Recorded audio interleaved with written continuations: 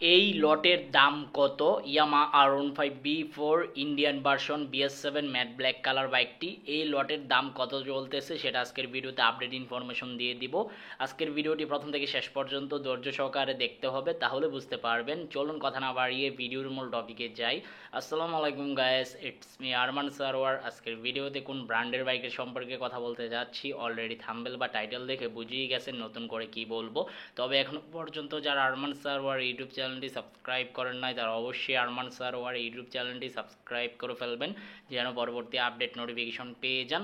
বন্ধুরা, ইয়ামা R15B4 বা R15 সিরিজগুলি কিন্তু ব্যাপক বাংলাদেশের বাজারে সেল হচ্ছে, কারণ লুকসের দিক দিয়ে যেমন, পারফরমেন্সের দিক দিয়ে তেমন।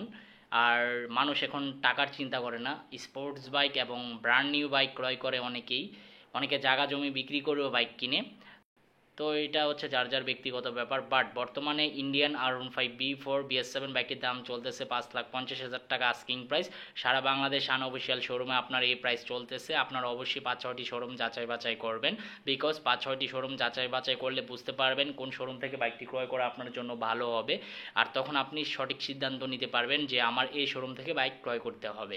পাশাপাশি আরেকটা জিনিস খেয়াল রাখবেন, সেটা হচ্ছে সার্ভিস সেন্টার, ভালো মানের সার্ভিস সেন্টার আছে কি না সেটাও আপনার লক্ষ্য রাখতে হবে, কারণ আপনার বাইকের তো ফ্রি সার্ভিসগুলো করাতে হবে। আর সাথে আরেকটা মেন জিনিস, সেটা হচ্ছে নতুন বাইক ক্রয় করবেন, অবশ্যই বাইকের মধ্যে কোনো প্রকার দাগ বা ক্র্যাচ বা রঙের কালার হালকা হয়েছে কিনা এগুলো আপনারা লক্ষ্য রাখবেন।